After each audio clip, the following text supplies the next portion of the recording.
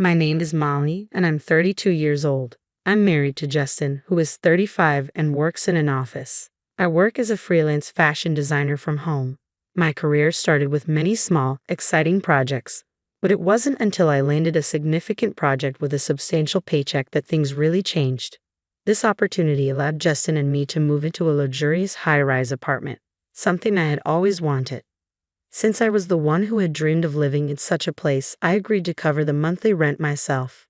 Justin was thrilled about the new apartment, and I thought our future together looked bright. I couldn't have anticipated what was about to happen next. One day, Justin brought his 65-year-old mother, Betty, to our place. Her husband had passed away 3 years ago, and she had been living alone since then.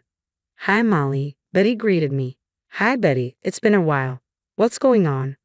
"Well," Justin began awkwardly, "she wants to move in with us."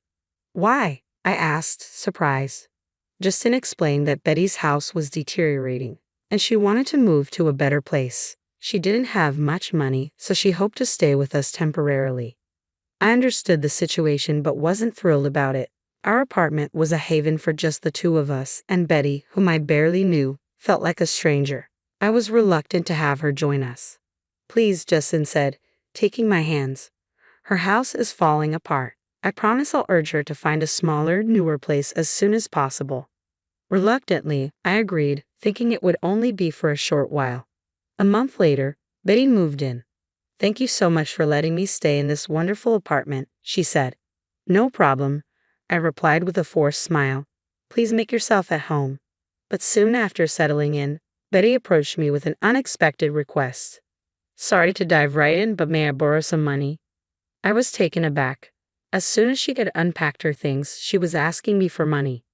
I was taken aback by Betty's directness. "I've been seeing the doctor a lot lately, and it's been costing me money. I just need a little bit, please." "How much are you asking for?" I inquired. "Around $300 for now," she said. Given her age, it wasn't surprising that she might be facing health issues, and I could understand that medical expenses could add up quickly. I reached into my purse, found $650, and handed it to her. Then, one day, Justin came to me with a request. I was unsettled, fearing it might be related to Betty. "You know, we should get a new car," he said. I was so surprised that I nearly fell out of my chair. "What do you mean? We just bought a car 2 years ago." "Well, it's too small," Justin explained. I couldn't understand why the size of the car mattered. It was sufficient for the two of us, or three if you counted Betty. Why did the size need to change? "My mom doesn't like it," Justin added. I was baffled. Why was Betty complaining about a car that wasn't hers? "She wants a more luxurious car, like a Mercedes," Justin said. I was completely lost. Changing cars for such a trivial reason seemed unreasonable. Besides, could Betty even drive? "I'm not buying an expensive car. Tell her it's not happening," I said firmly. At the time, it was clear to me that this request made no sense. Betty's complaints about the car seemed to never end, and soon she came to me again, asking for money. "My medical bills have become more expensive, and I'm falling behind on payments. Could you help me out again?" she pleaded. "Should I be concerned about your health?" I asked, worried. Betty hesitated before responding. "Not really. I'm just feeling a bit depressed and having trouble sleeping. The therapist is quite costly. I'm really sorry for asking." "I understand. How much do you need this time?" I asked. "About $1,000, she said. $1,000. I was taken aback. The amount seemed excessive for therapy, though I wasn't well versed in the costs. "I'm sorry," I said, "but my insurance only covers a limited number of sessions fully, and after that, I have to pay half of the charges." "I see," Betty replied. "I'll get it by tomorrow." Despite my shock at the amount, I tried to rationalize it, thinking perhaps there were high costs associated with the therapy. Even after that, Betty continued to find reasons to borrow more money, citing medical bills and transportation costs for visiting sick friends. By the time I realized, the total amount she had borrowed had reached $5,000. Although my job was going well, I was becoming increasingly frustrated. That's when I noticed something strange. One day, I couldn't help but peek into Betty's room. To my shock, I found designer bags and wallets neatly displayed on a shelf. I was stunned. How could she afford such luxurious items when she claimed to be struggling financially? She had borrowed so much money from me. yet her room was filled with expensive goods. I grew increasingly suspicious of the medical bills she'd been asking for. A month later, Betty approached me again, asking for more money with no hint of remorse. "Can you please wait?" she said casually. I decided it was time to confront her. I called Justin, who seemed unaware of the situation. "I need to ask you about Betty," I said. "What exactly is she using the money for?" "What's going on, Molly?" Justin asked, clearly confused. Betty mumbled something about therapy sessions and prescriptions, but I pressed further. "And what about the designer clothes, bags, and other items? Are you really seeing a therapist?" "Of course," Betty replied, but her hesitation was clear. "If that's the case, show me the receipts. You must have them, right?" I demanded. Cornered by my questioning, Betty was at a loss for words. It became evident that she wasn't using the money for her well-being but for something else entirely. Justin, still puzzled, asked, "Wait, what are you guys talking about?" "Betty has been spending the money she borrowed from me, more than $5,000, on luxury items," I explained.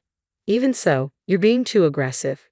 Can you talk to her more gently?" Justin said, his loyalty clearly lying with his mother. In other words, he was a mama's boy. "I don't have receipts," Betty admitted. "I have been shopping and dining out with friends." I was taken aback. "You seem so relaxed despite claiming to be broke. You didn't seem depressed at all. If you've been lying, you need to pay me back immediately." Betty's eyes were full of desperation. "I can't come up with that amount right away."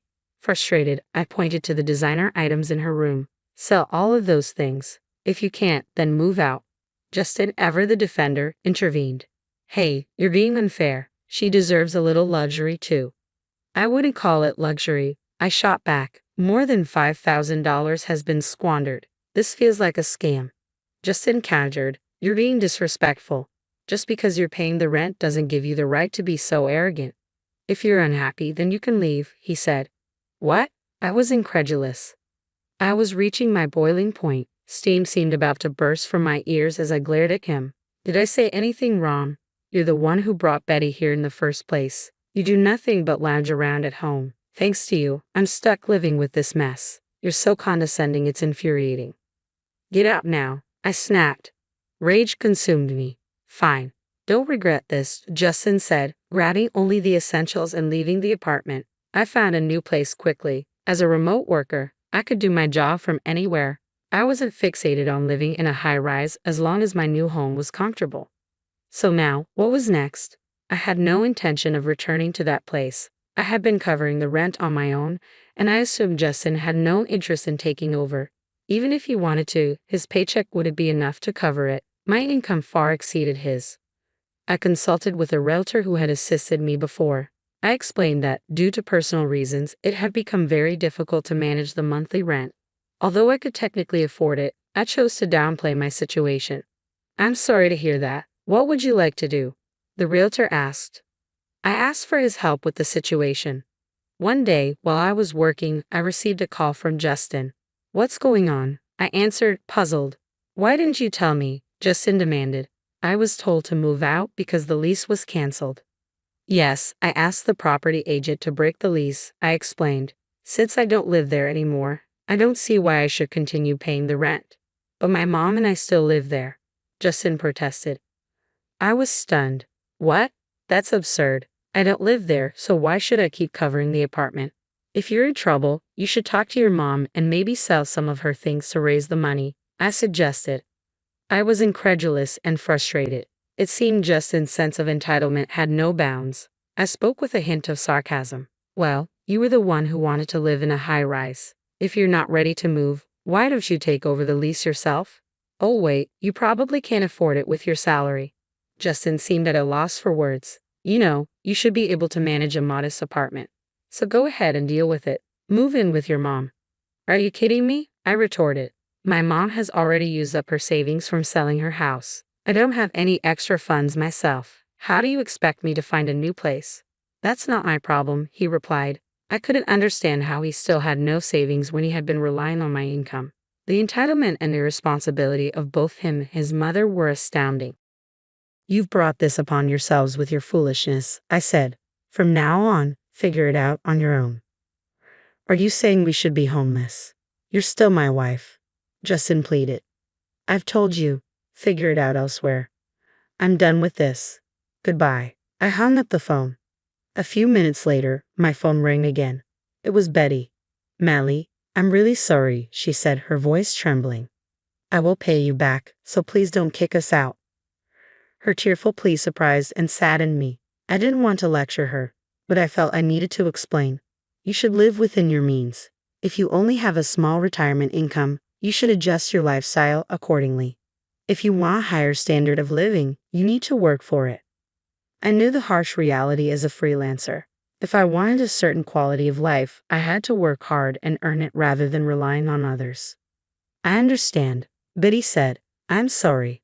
Please don't let us end up on the street. I'm sorry, I replied, my voice softening. But you need to manage your finances better. The apartment had already been leased to someone else. You really need to move out, I told Betty coldly. This is a matter of regulation. I ended the call with finality.